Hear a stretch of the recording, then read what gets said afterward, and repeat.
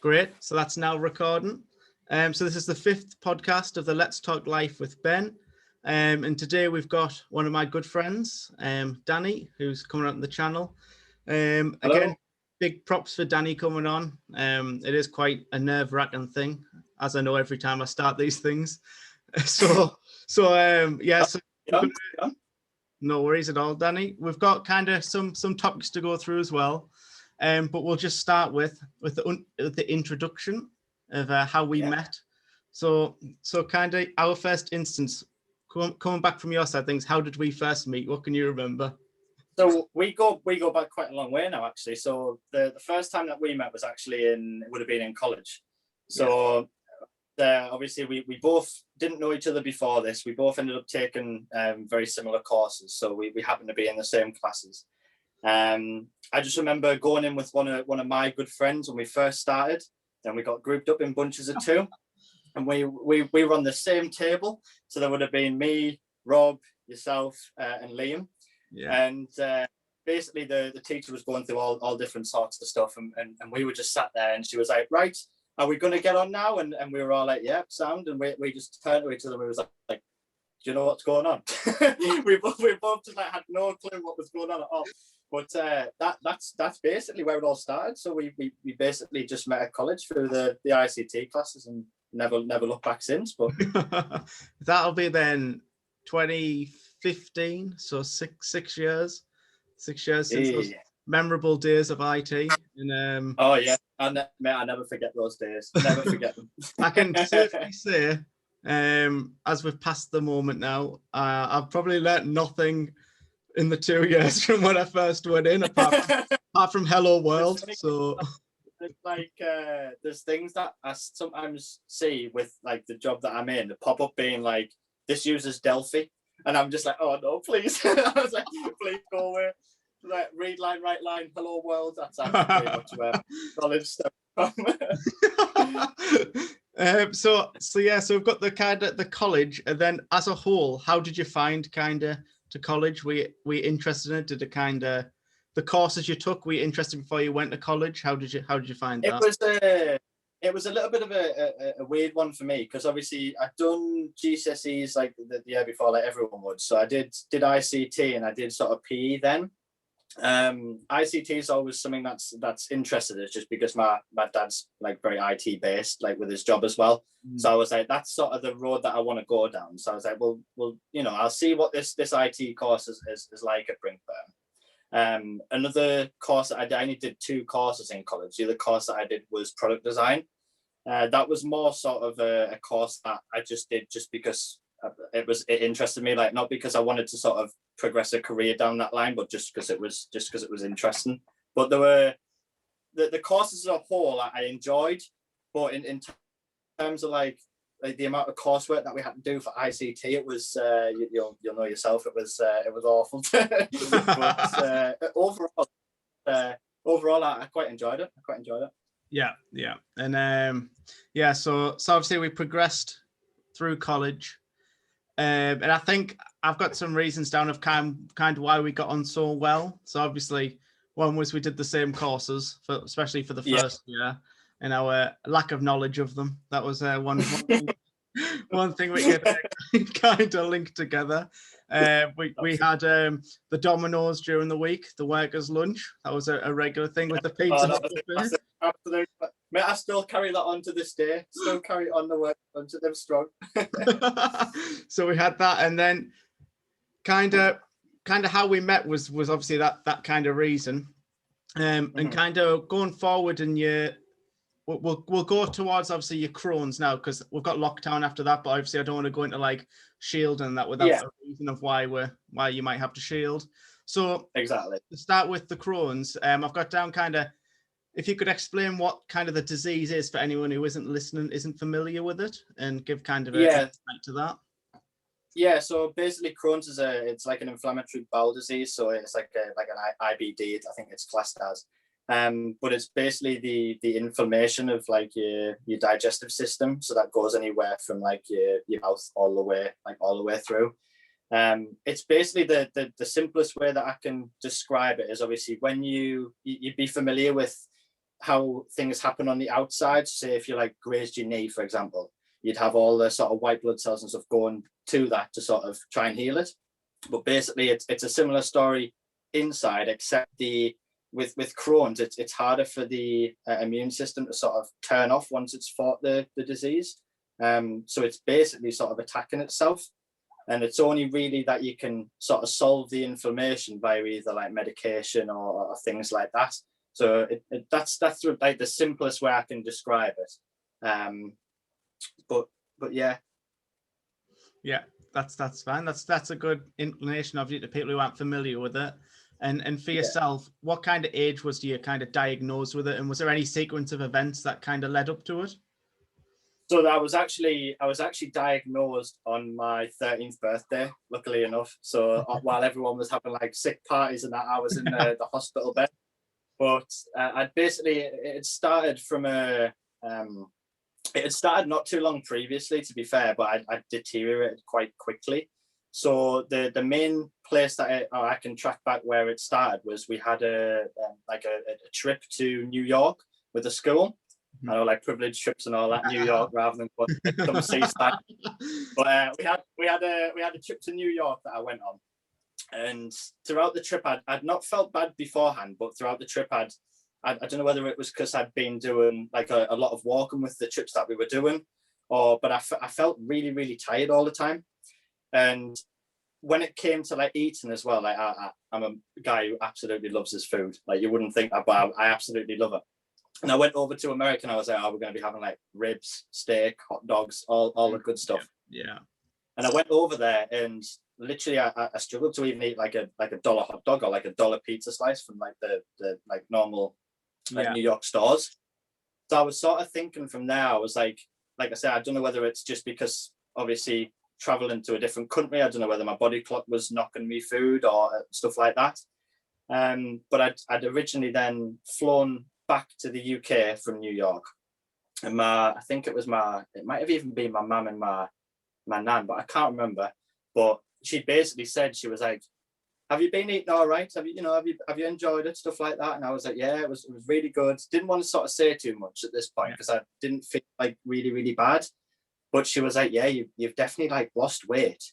And that sort of panicked us from there. And it was a case of that it then progressed on like the following weeks of me still feeling tired. Like I'd come in from school and I'd be, like nearly asleep on the couch by 4:30, which for like a kid at the time, I would have been obviously 12 before I was diagnosed. It's a case that, you should be out like going on like your BMX bikes and playing footy and stuff like that. And I just wasn't doing that. So that was when my mum had basically said, look, we need to get this looked into, because it had taken from, I think the New York trip was April time, and it had went from April time to July. So it wasn't like a long period, but over that period of time, like I was never like a big kid anywhere. And I'd went down to something like 4.5 stone, which was like, it was like a really scary thing for me. And when you get to like past a certain point in terms of like weight loss energy, there was no like weight left to come off us. And I didn't have the energy or the motivation to do anything. So that's when my mum was like, well, we'll get you to North Tees, and we can go from there. And that's where they basically said, look, we want to have like a camera to check everything out. So I don't think there was like a series of events to answer your question. I think it can be tracked back, but I wouldn't say there's anything that sort of triggers it. Yeah. So like with it being a chronic condition as well, it's something that's always been there. But it's the way that my consultant described it is, he was like, it's basically a light switch. So it can remain off and someone could have it and it could never be switched on.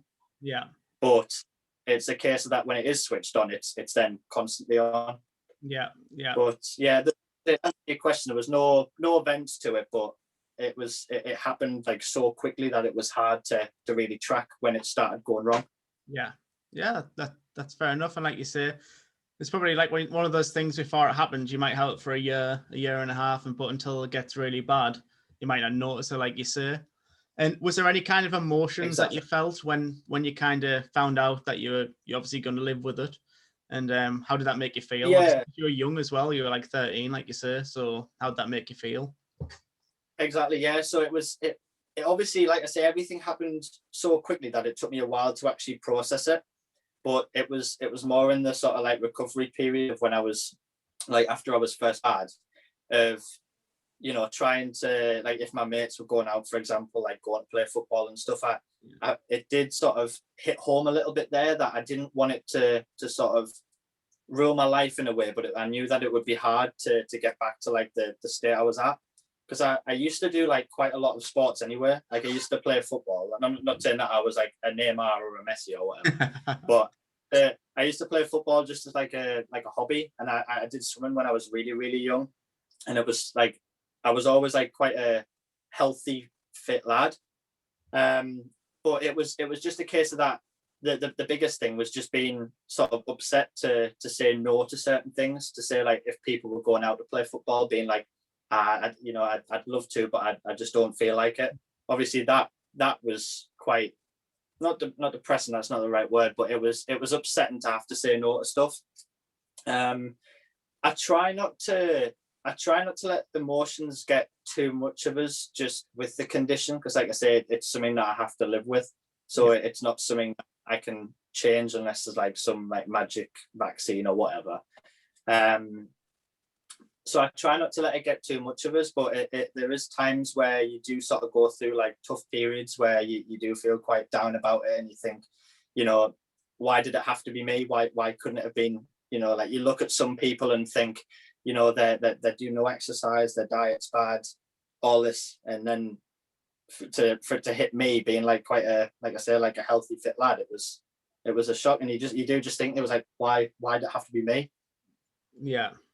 And kind of, obviously you're saying that you might get potential flare-ups in the future. Is there anything you do to kind of prevent them from occurring? Obviously you might not be able to, but is there anything that can kind of help it? Yeah, so I have, it's obviously different to other people who suffer with it, but in terms of me, I have these weekly infusions. So I have them up at Newcastle. So it's basically like a drip to anyone who doesn't know what an infusion is. It's a drug called infliximab.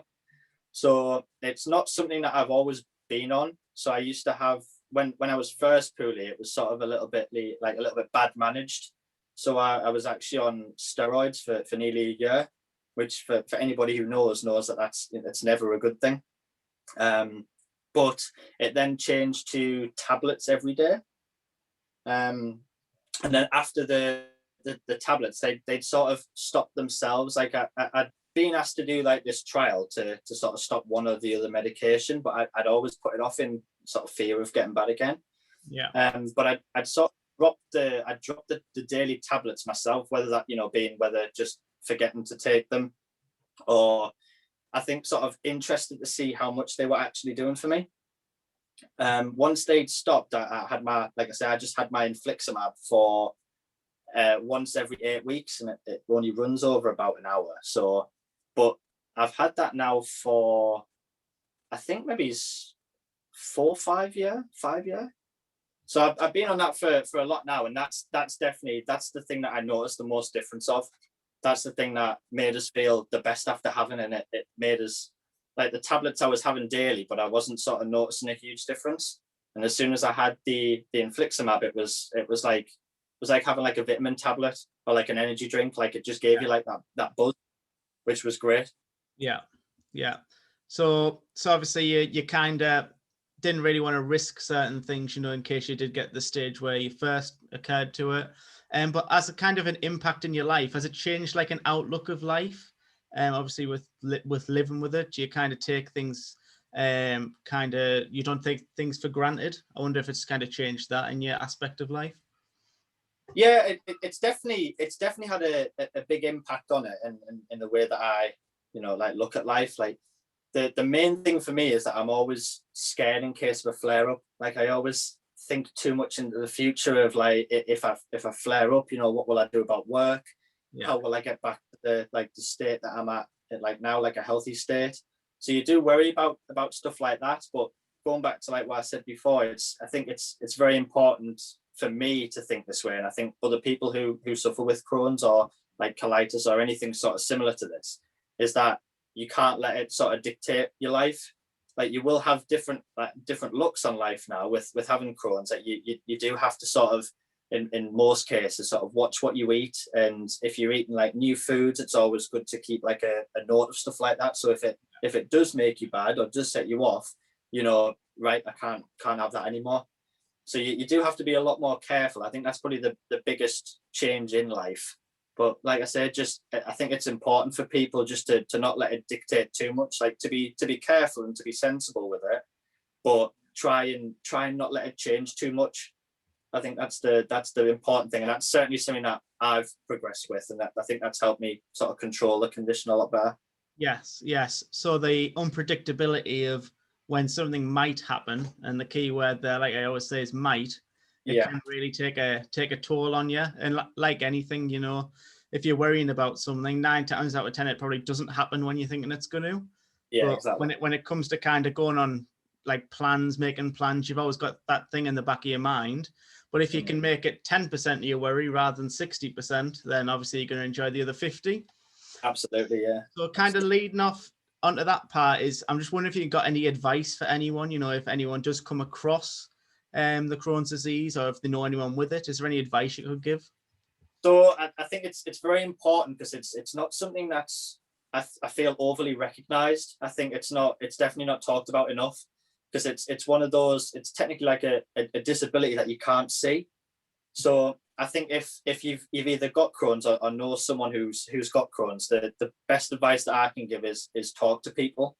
It's something that I've not really talked too much to friends about, just because I don't want to be see it as like an attention thing.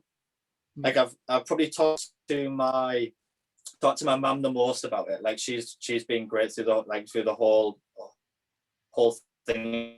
Yeah. Like she was there straight away when I was people, or the people you feel the most confident speaking to. 100%, you need to just, even if it could be embarrassing or anything like that, just make sure that you're not the only person who knows about it. Because like I say, if you do talk about it, it's a huge confidence boost, and it feels like it gets the weight off your shoulders. Yeah. But also they might be able to help. You know, they might be able to say, if you're feeling low one day and worrying about things, just being like, you know, you're in the right place, you've got the right medication. As long as you keep your body happy and yourself happy, then the condition should just flow nicely alongside it. Yeah, I think you hit the nail on the head there. If it's not spoken about enough as a topic, you know, you see things kind of on like social media and stuff like that of kind of the same things that people are preaching, but then again, you kind of don't know about the other side of things that other people might be feeling. And yeah, I kind of found, obviously, when you said about speaking to people, like speak to people about anything can help you, because you kind of, what I felt is you get this like built up tension of something where you kind of, it does affect your mood, but you try and not make it affect your mood, which 10 times it does make it worse. You know, you get snappier, or you might not be interested in things. And literally talking about anything is great, but I can understand why you didn't really want to maybe open up so much to some people who you might be kind of new with, because you don't want to kind of, you know, you don't want, if someone's not familiar with it, to kind of brand you as, you know, something, obviously they wouldn't, but, you know, as something different in the group. You know, it's like exactly. Anything where like you've got kind of something you want to talk about, but it's quite like, especially kind of our group, it's an open group, but it's kind of like you don't want to put something new in there because it's kind of used to how it is. So with that kind of thing, with your Crohn's and stuff, and obviously I set up the podcast to kind of get people to share the stories and talk about like the mental health side of things. And again, if you're open to it, if you want to talk about kind of, is there any situations where you've kind of feeling being down, whether it's been your Crohn's or it hasn't been your Crohn's, and how you kind of overcame them? You know, is there anything you do to keep your mind occupied? Like mine's listening to music, so I'm wondering kind of what yours is if you're ever kind of feeling a bit low. Definitely, yeah. I think we probably follow like a similar route in terms of the music. Like I say, I'm always even like when I'm working, I'm labeled as the guy who's always like got something playing in the background and got his headphones on. Yeah. It's like not a specific genre of music either. It's just basically anything with a beat I'll listen to. So it's great to get your mind off things. Definitely, it obviously is difficult with the Crohn's, especially when you get get flare-ups, because you do obviously think like, you know, I'm going to lose weight, I'm going to feel horrible, I don't know when I'll be able to next go back to like work or to like, see the boys and stuff like that.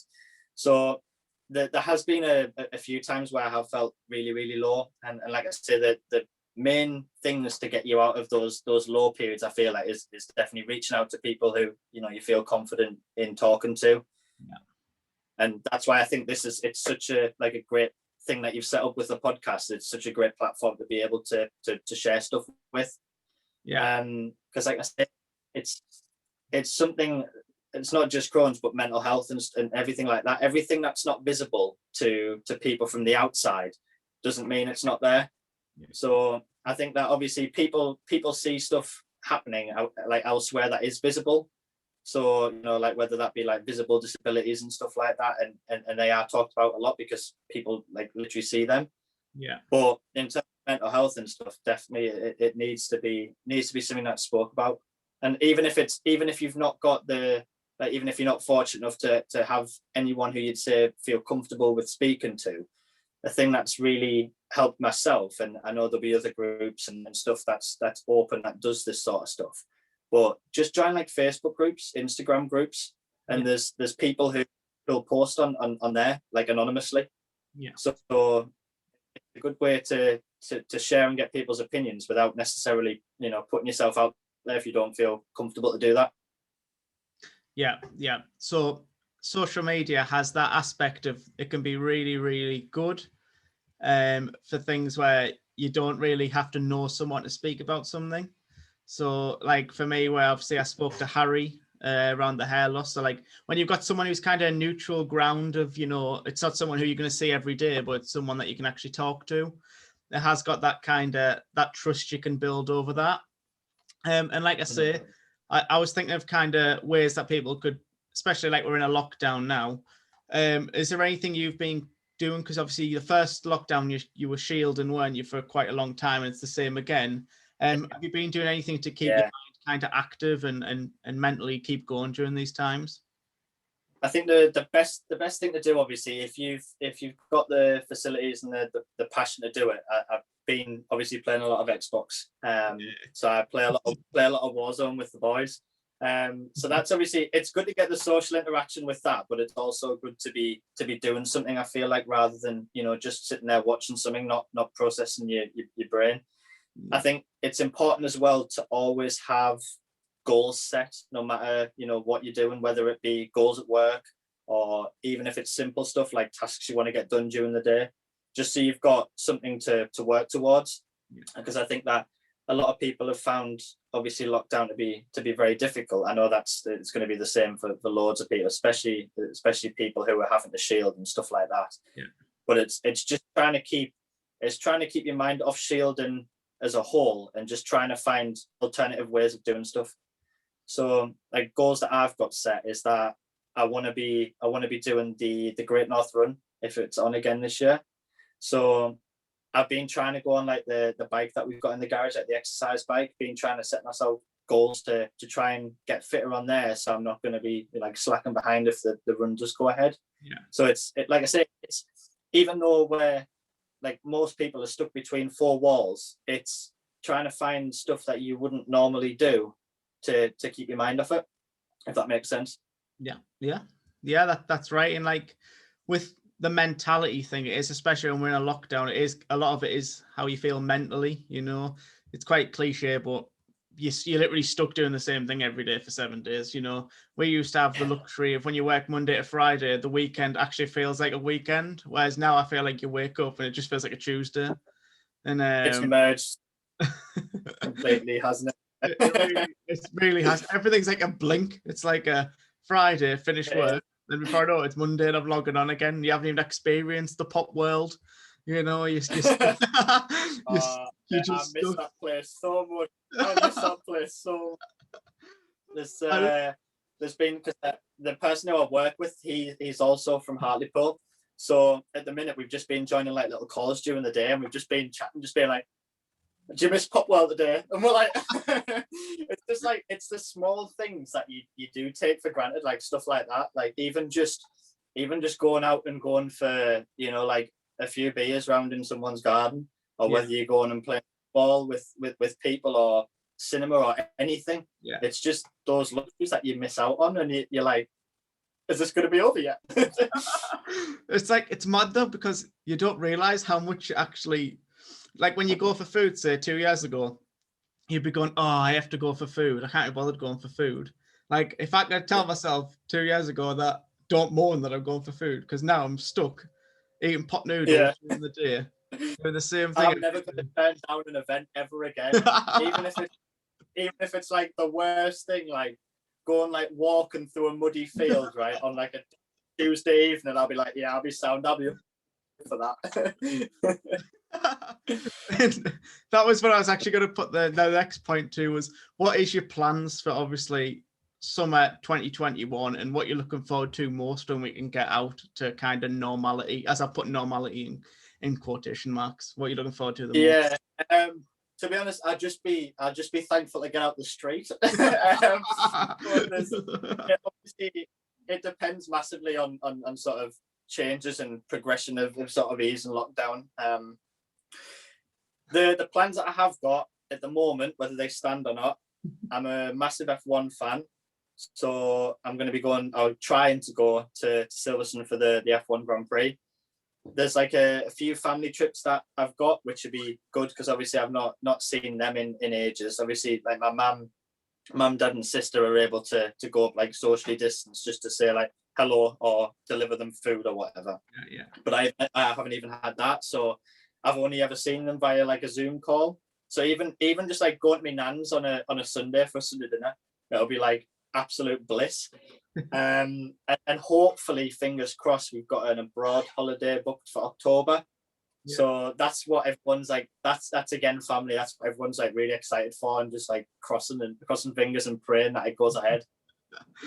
Honestly, I'm hyping up, right? This pint for June in the sun, right? I'm hyping it up so much. I swear to God, if that pint is flat, I am actually going to be good. I think I've got this countdown on Twitter, right? And it's like 128 days. Every day they tweet it, right? And I'm just thinking of this ice cold pint. That's all that's on my mind. And I swear to God, right? If it is flat, I will be gutted. You might as well put me in another lockdown. I'll be that sad, honestly. If it's a prime mega pint, right? If it's a prime mega pint, there's going to be tables are going to be flipped. And another one of those flat pints that were just off. That one was the worst, where she was like, "Oh, this is the." So they paid the picture. There was like 7 of us in Magaluf, and we sat at this bar, and she was like, "This is the best pint in Magaluf, San Miguel." I was like, "All right, well, I'll have one." And she came out with this like unreal glass, and it looked like it was all frosted. Oh, it looks unreal. That she put it down. Literally, as soon as they hit the table, the head just went. The head just appeared. Everyone was like looking under the table, being like, "Is that all right?" But yeah, I was expecting like a whole show for it. The way she hyped it up, I was expecting like Zoom to come out with this pint, and it'd be like smoke and lightning, and it just came out. Like, overall satisfaction at the start, 10 out of 10, and it disappeared within 3. It was just like, might as well be spoons. There was that one, but then there was that that bar, that I think it was the Lineker's bar. That one was like I couldn't even. That didn't even look promising when I got handed that. It was like a one way. I went, oh, it was €2. You could have accepted, but it it looked like tap water. And I was just like, what is this? Is it lager? Is it beer? I don't know. It's cheap. You asked them, and they were like, "Oh, like what brand of beer is it? Like, is it Heineken? Is it like some great beer?" And they were just like, "Oh, it is just beer." And we were like, "Oh, sick." It was awful. I was like, I'm in no position to complain, because it's like €1.80. I was like, I'll just take it. I'm sure it'll be fine. I think by that point, we drank so much anyway that it was just like everything tastes the same.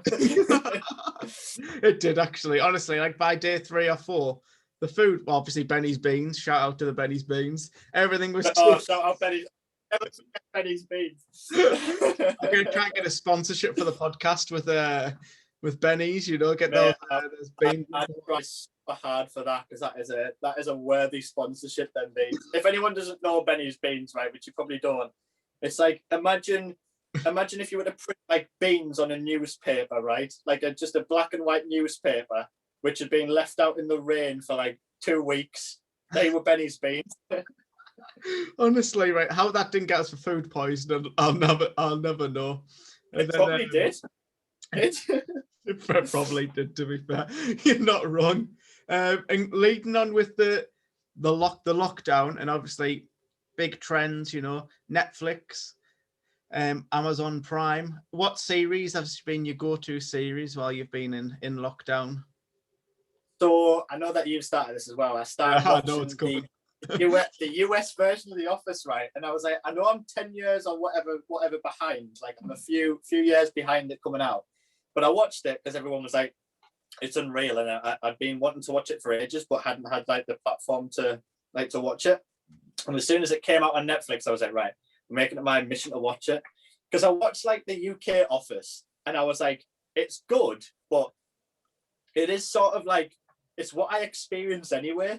Like it's just general like part about in the office.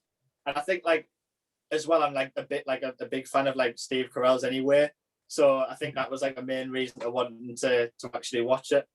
But I didn't get too far through with it. I got like to the end of season 1, but I know that you've progressed quite far through with it. So I don't want any spoilers. But no. Yeah, I like watching The Office, and I'm a big fan of the Grand Tour as well. So even though I've seen like each episode about 5 or 6 times, I'll still watch the Grand Tour. So that's like the only main things that I've been watching. But obviously there's the usual like sport and stuff, so like the football on TV, or whether it be the rugby that's on at the moment, or like I say, I watch Formula 1 quite a lot. Yeah. So I like past races. I'm getting hyped for the start of the season, but it's a while off. Yeah. Yes. So the US Office, right? I am a fan now. I'm like season 5 now. Right. But I don't know, because I'd watched the UK one first, and I kind of watched like religiously. Where that's if someone spoke about The Office, if they said US, I'd be like, oh nah, get that out of here. I'm all about the UK, right? Originally, you said that originally. I was like, oh, you need to watch the US version. You were like, oh no, I've never beat the UK version. Like, just give it a try. And you got to like episode 4, and you're like, mate, this is absolute bogus. This like I was like the UK one so much better. I was like, just leave it, right? Just extend it out. Just watch a few episodes, and then, like I say, we are where we are now, where the US Office is going strong. It's honestly like, I don't know what it was, because do you know when everyone says like, oh, American comedy is like, oh, it's bad. So I'd watched like the first like 3, and I was like, oh, I can like see where they're coming from. So it trying to be like a pilot, so it's kind of carbon copy. And yeah. But then as it goes on, you kind of, I think it's one of those things where you just get used to the characters, and you like, you know who you like. Yeah. Like exactly, yeah. And yeah, honestly, I rate it. I didn't want to tell people I was watching it, because they always like dissed it, and I was like, I don't want to be that guy who goes back on his word and goes like, oh. I was just like, have you watched the US Office? It's unreal. I was that guy. One thing that I am excited for, 2 things actually, which I know there's other seasons for, but I can't remember when they're coming out. The U series. I don't know whether you watched the U series. Yes. About like that serial killer guy. Absolutely. Yeah. Can't wait for the new series of that, and also Stranger Things. Been a big fan of Stranger Things ever since it came out, so I'm excited to see where they'll go with that one. Yeah, both of them hyped, man. Definitely. So we've got the next part was, obviously I did a kind of a post on my Instagram of things that people wanted to discuss during the podcast. And I thought I picked out 2 that maybe we could both kind of relate to. And the first one, so we'll just kind of both discuss these as we go along. The first one was submitted, and it says pushing ourselves out of the comfort zone and applauding everyone else who does. And I'm wondering, is there any time you've really pushed yourself out your comfort zone and really kind of maybe embraced who you were? Yeah, for a start, it's huge to be able to do that. Like it's huge to like a huge step forward, a huge milestone for yourself, and it'll boost confidence massively if you do it. But I think the the standout one for me would be the Great North Run that I did in 2019. So obviously, like I said, it was a case of that when I was first poolie, it was like a long road to getting back to like my original fitness, and I'd never fully got back to the stage that I wanted to be at. So I was like, I'm gonna try the hardest possible to like train for the Great North Run. You know, just set myself, like, even if it was just a case that I walked it, I just wanted to say I've done it. Like, before, I'd never had any real desire or motivation to do it. It's not something that I looked at and thought, oh yeah, I'd really like to have a go at that. Yeah. But I was like, I'm going to set myself the task to do it, because my mum and uncle had done it, as like they were doing it the same year as well as me dad, actually. And I was like, I don't want to say no to them. Like, I want to sort of try and push myself to do that. So obviously I trained really hard by going on a lad's holiday like a week before. But yeah, it's definitely like a big achievement that I've got. And like I say, it's going to be something that I want to try and push myself to do every year. So I think it's, like I say, for anyone who, like the people who had mentioned it on the post that you'd shared, in terms of setting goals and stuff like that, and trying to push yourself out your comfort zone, 100%, it gives you the satisfaction and the confidence. And like, even if it's something small to you, if it seems small to you, it could be like a massive achievement to somebody else. Yeah. So I think it's definitely a must do to try and push yourself. Absolutely. Yeah. When I was kind of looking at them, I was thinking of a situation where, so what that I don't really speak about a lot, but I thought about putting yourself in new situations, like you say, you know, things that you'd normally shy away from, whether it's like joining a new club and going on a night out. Some people obviously don't feel comfortable doing that. Anything where you can think after you've done it, you're going to feel great. So obviously, when this is all over, our favorite place, the gym, that'll be really busy. I have not missed the gym. So obviously that'll be really busy. So I feel like for anyone who wants to join, I could see why it might be slightly daunting. And you know, because there's a stereotype, really, isn't it? The elephant in the room, there's a stereotype when you go to the gym. You know, there's the people with the gear. Yeah, you've got so you've got the people with the gear, you know, they'll know what they're doing. I think it is, if you don't go with someone, it can be quite daunting. So I was thinking of like things, you know, going to the gym, that'll be a good thing. And once you go after a few times, you'll have that confidence to go. And again, I thought things in work as well, because I feel like if you're kind of not in a good mental space, it's quite easy just for like work to pass by. You don't really like kind of put yourself forward, you know, if there's a chance to speak in a team meeting, or, you know, do a different call or learn something new. I thought that was a good thing as well. And like you say, you said about in the future doing the Great North Run again. I wonder, did you have any other goals, whether it's just short term, that you might want to kind of really focus on and better yourself at? I think it's a tough one. Obviously the Great North Run and sort of my physical health is definitely something that I want to progress more, whether that be in like the gym, like, so whether it be muscle or cardio, you know, that's something that I definitely want to push towards. In terms of other things like that, I'd probably say, like when you were saying about work, probably within work, seeing if I can progress further up within work. Because at the moment, like I enjoy what I do, but it's a case of that there's so many other doors that are unexplored. Yeah. That I'd like to go and like explore and see what's happening. Yeah. But I think that it's important as well, like I say, if you've got free time and stuff, to do like different courses, like whether it's like clubs that you join or whether it's stuff within work that they offer you, do it. Like, if it's going to broaden your knowledge and you're not doing anything else, then I don't see why you shouldn't do it. So I think the overall the actual fitness of myself and goals within work, I think, are my main priority for this year. And then we'll just see where that goes. Brilliant. And then I thought, is there kind of, you know, with like changes in life, you know, I think it's going to be slightly different when we come out of this, because I think things might be slightly different with approaches and how people are. And I'm just wondering if you have any advice for anyone who's been wanting to make a change in life and is doubting themselves, because it can be quite daunting, you know, when you want to do something different or make a change that people are used to seeing you as. So I wonder if you have any advice for that. Yeah, I think it's always a scary thing to do when you're making like a big life change, because you tend to think more of the sort of downsides to it than the upsides. But if it's something that you're fairly confident in doing or enjoy doing, whether it be sports or anything like that, the best advice I'd probably say is talk to people or join groups with people who have similar interests. If you join the groups and you speak to them and it's not for you, it's not the end of the world. You can find something else. I think that a lot of people don't take the plunge straight away, just in case they think, oh, I don't like this. This isn't me at all. And then I think that they feel like they've like wasted time. But at the end of the day, if you don't take that initial plunge there, you're never gonna know if it's for you or not. And I think that if it's, like I say, if it's something that you really enjoy doing, it's a case of that, that it could progress into more of a hobby.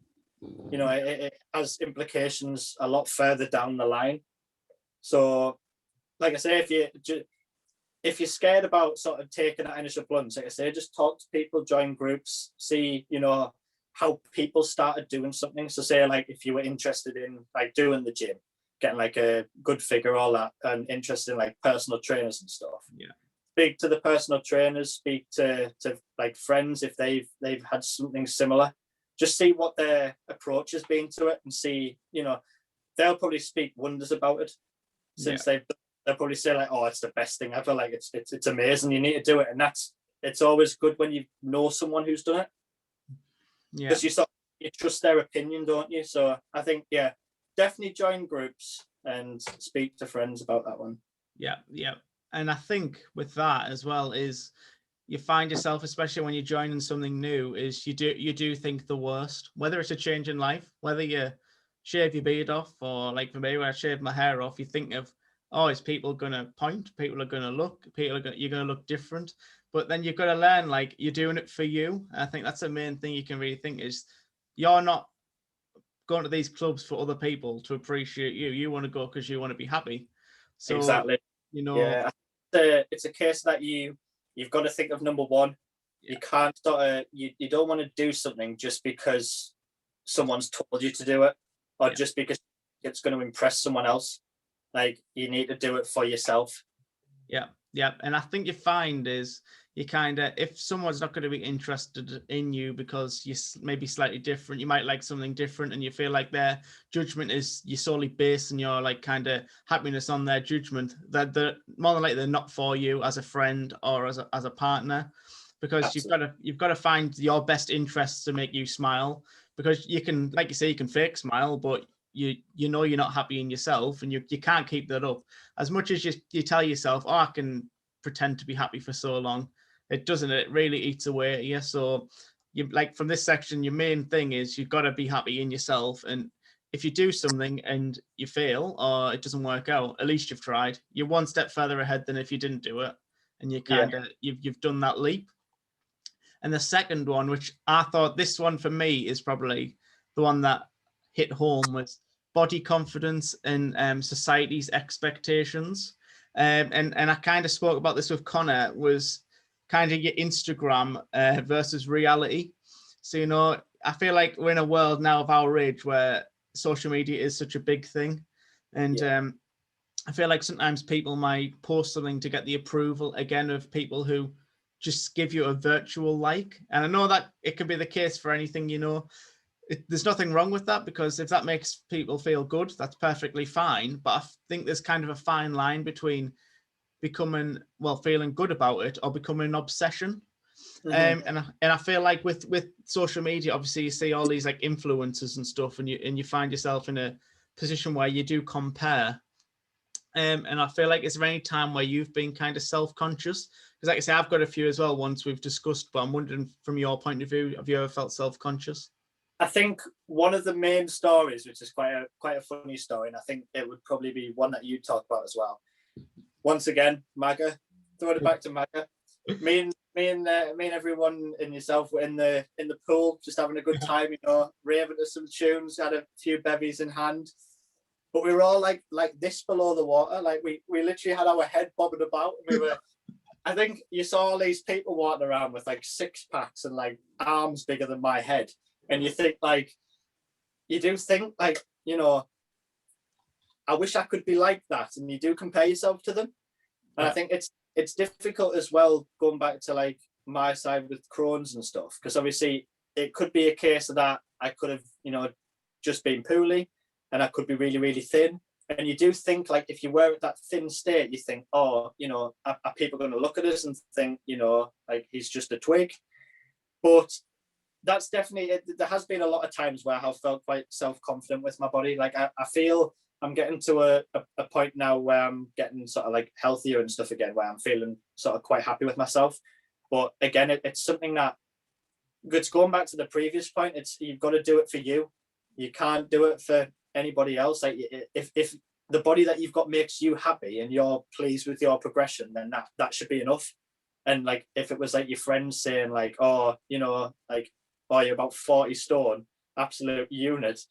Like it's a case of that you should be, that your friends should be happy for the progress that you've made rather than anything else. And if not, then you really have got to question it. But it's a case that, especially with like you say Instagram and stuff like that, you see people that, like who've got like sort of 10 out of 10 bodies and it looks like their life's all hassle free and stuff, but you can't see like the background work that goes into it, and you can't see like behind the scenes. It's similar with like anybody doesn't, like behind a post you can't see there'll be a story behind that. Yeah And so obviously looking at us two now, you wouldn't think we were kind of like in betweeners, because we are we are great humans, as you can see. But so I actually, when I was reflecting on when we were in that pool in Magaluf and we had our shoulders under the water, right? The only people in the pool doing that as well, by the way. So we look like these like 7 penguins following each other. And probably psychologically there was a reason we were doing that, but probably because we were all doing it, we all just thought it's all right, it's us. But really, it was probably because we all were feeling kind of self-conscious. Absolutely. And kind of in life, I feel like any situations like that. So like you said, if you lose a bit of weight and you feel self-conscious if you look like skinny. Me, if someone goes, "Oh, you're 22 and where's your hair?" and I'll go, "Oh, well, it's in the Hoover now a few months ago." And so yeah, like I don't think there's anything wrong with not looking like a stereotypical 22-year-old or 21-year-old. I feel like you were born to be unique at the end of the day. So yeah, absolutely, that's the thing. And I've got there is you've got to embrace who you are, and at the end of the day you can only be you.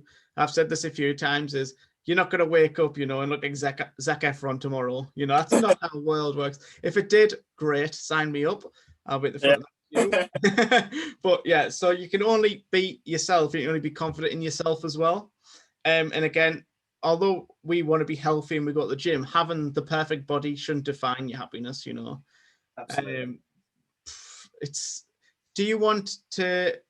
The thing I always thought when I was I really wanted to lose weight, and I was going through that stage a couple of years ago where I was like in really, really good shape. Not now, lockdown body and all that. I'd really hard. I'd really like pushed myself to like lose a lot of weight, and I was like eating just nothing that I enjoyed. I was just eating, literally every day I'd have the chicken, the rice, the broccoli, no sauce, and I'd have pasta for tea. And I was like, I've got the kind of the body I want, and I was feeling worse because I was not craving or enjoying anything that I liked. Yeah. And I felt like that was one of the cases where I'd said about worrying about what other people think. I was more worried about, well, people are going to think I've put on a couple of pounds and may actually feel happy in myself. So I thought, like with that, you can only be you. And at the end of the day, you've got to make the most of who you are and what you enjoy. So to end up, I did this with 2-year break. This will be interesting because I've not made any notes for this. Again, it's if you had to choose three. So to paint a picture, we've got me and Danny are heading on a holiday for 7 nights. Big up without after lockdown, obviously. Privilege break. We got there 7 nights. And we need to decide on the below, and we have to decide on three. So potentially we could have one each that we like, and then one we have to like kind of come together with. So I'll go through the options, then we'll start at the top. So we've got to decide on 3 foods, 3 drink, 3 movies, 3 destinations we want to visit, and 3 music artists. So for food, I'll let you start on any recommendations that you'd want to. Does it have to be a specific destination? Like, so if we were going on a trip somewhere, does it have to be like, can it be anywhere in the world? Oh yeah, but it doesn't have to be realistic. It can be like wherever you fancy. So, and your food, I'll allow a meal. I won't like just allow a beef burger. You can have a meal. Right. I think definitely one staple one that needs to be on there, and I know you'll agree, Parmo of any description. So if anyone's watching who doesn't know what a Parmo is, 1, sort your life out, Google it. 2, it's the best thing ever made. It's like, it's what, breaded chicken with like vegetable sauce, cheese. It's actual perfection. But I think a Parmo of any sort needs to be on there. Yeah. Do you want to say one? I was thinking a steak. I was thinking a steak. Steak, yeah. Maybe a steak with maybe some like, some vegetables to keep the abs going, and some chips. But then a third one, did you have anything else that you thought? One of my all-time favorites, and like the times that I've been to America, right? Barbecue ribs. Ooh. You'll know this from when we went to TGI's. I always order barbecue ribs, and they go within seconds. Like, I think if that was to be like, if I was to have like a death meal, it would be like TGI's barbecue ribs. Oh yeah.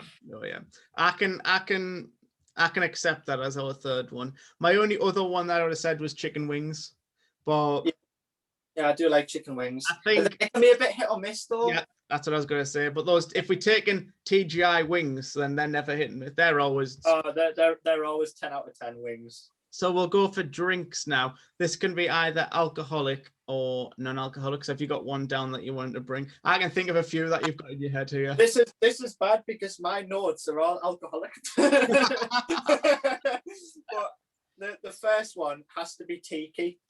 It has to be Captain Morgan's tiki. That just hits different. It really does. Yeah. All my good memories from Magaluf were after rum. Yeah. Not to put them on the internet, so we'll stick tiki in there. And then I think I will take. I didn't think I was going to participate, but I'll think another drink that I really like. I'm thinking. Do you know what kind of slaps, right? And it's not alcoholic, but it's one that goes under the radar. Yeah. Like a Fanta, like frozen Fanta that you get from the cinema. Ooh, like an ice blast. Like an ice blast. I've missed ice blasts, man. I actually have. Okay, I can accept that. Right. And then especially if warm, we need to stay cool. Ice blast makes sense. And then we'll go for. I'm thinking if I'm taking a beer, but in my head I'm thinking it's draft. It's getting. It has to go off draft. Yeah. I'm thinking like. Oh, what am I thinking? I've got one that I think that I don't know whether you would have or not.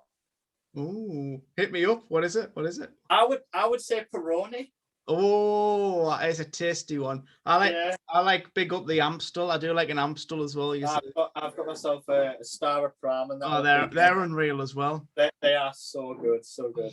But Joe else I like, and I think it's a high end. Well, it's not really high end, but it is nice. I like a Birra Moretti. I think. Yeah, like a Moretti, mine. I do like a Moretti. So I think I'll take Moretti. I think. What about ciders? Are you a big ciders person? Oh no. No. Actually, I don't. Joe, I like those. The Bulmers. Is it red berry and lime or something? Is that what it was? Red berry and lime Bulmers. I like. I am a big fan of them. That's what every young kid once drank back in the day. That was the go-to. But I don't know. I do like ciders. I like beers, but if I had to pick one, I don't think I could. What? I'm trying to think of we've already got tiki. I'm trying trying to think what else I could take rather than another alcoholic beverage. So you've got I'm thinking we need a fizzy one. We need a fizzy drink. Fizzy beverage. I do like a Diet Coke, to be fair. I used to drink Diet Cokes all the time, but my friend at work got me into like the full fat Cokes. Oh And no. it's a dangerous game. I've never looked back from the full fat Cokes, but I think it would have to be something fruity. I think I'd have to go Fanta Fruit Twist. I think that is an elite beverage for a fizzy drink. I haven't had that in ages as well. Yeah. I'm happy with that. I am well happy with the Fruit Twist. Cool. Then we've got 3 movies. So I'll let you go first because I need to think of one. First of all, right, just for the memes, right, Flushed Away. Have you ever watched Flushed Away? I have, yes. Flushed Away is an absolute quality film, but I don't know, it depends where we want to take it. Do we want to go sort of like animated, or do we want to go like... You know what? I said to the lads in 2-year break, right? If you say like Harry Potter, you can have all the Harry Potters. So, you know, if it's a franchise. So we're not just stick to one. So if we're thinking of like a kind of franchise, if you wanted to take, I'll allow other ones to come on board. I think 100%, and you'll approve of this, Guardians of the Galaxy. Oh, yeah. Either one or two. I think 1 or 2 would be... to be fair, I kind of like both of them, so I don't know if I'd be able to pick one.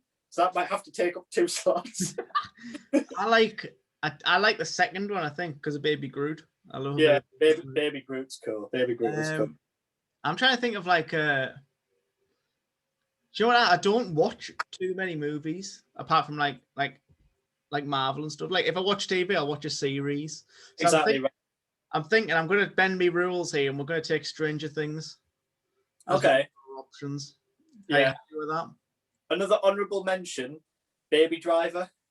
I know what. Baby Driver. You need to watch Baby Driver. It's right up my street, to be fair, because it's like cars, guns. That's like that's cars, guns, and music. But it's 100% worth a watch. It's a fantastic film. Okay. So that's your honourable mention. Is that going to come on board? Because I'm just putting it out there, right? If you take that film on and I don't like that, you're going to hear about that for 7 days. This film was awful. That might sneak its way into like the backpack potentially. So I think it's worth the risk. I think you'll enjoy it. Okay, well, take it on. I'll let you off. Cool.